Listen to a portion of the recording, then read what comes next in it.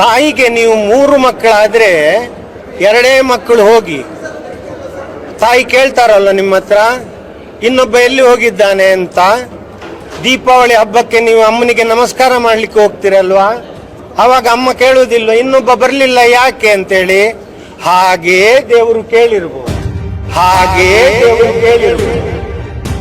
ಗಣಹೋಮ, ಮೃತ್ಯುಂಜಯ ಹೋಮ, ಆಶ್ಲೇಷ ಬಲಿ, ನಾಗ ದರ್ಶನ ಸೇವೆ ಇತ್ಯಾದಿಯನ್ನೆಲ್ಲ ಮಾಡಿದ್ದಾರೆ. ಹಾಗಾಗಿ ಮಾಡಿ ಎಲ್ಲ ಚಿತ್ರೋದ್ಯಮದ ಹಿರಿಯರೆಲ್ಲ ಸೇರಿಕೊಂಡು ಭಗವಂತನ ಅನುಗ್ರಹ ಪ್ರಸಾದವನ್ನು ಸ್ವೀಕಾರ ಮಾಡಿ, ಅನ್ನದಾನವನ್ನು ಕೂಡ ಸ್ವೀಕಾರ ಮಾಡಿ, ಎಲ್ಲ ಭಗವದ್ಭಕ್ತರು ಕೂಡ ಬಂದು ದೇವರ ಕೃಪೆಗೆ ಪಾತ್ರರಾಗಿದ್ದಾರೆ. ಯಾವುದೇ ತಪ್ಪು ನಡೆದಿದ್ದು ಇಲ್ಲಿ ಹೇಳಲಿಲ್ಲ.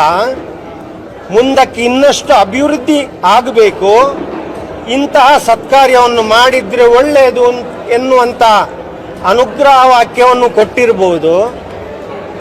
ಹಾಗಾಗಿ ಯಾವುದೇ ತಪ್ಪುಗಳಾಗಲಿಲ್ಲ, ಇನ್ನಷ್ಟು ಅಭಿವೃದ್ಧಿ ಆಗಲಿ, ಇನ್ನಷ್ಟು ಚಿತ್ರೋದ್ಯಮ ಬೆಳೀಲಿ ಅಂತೇಳಿ ಸಲಹೆಯನ್ನು ಕೊಟ್ಟಿರ್ಬೋದು.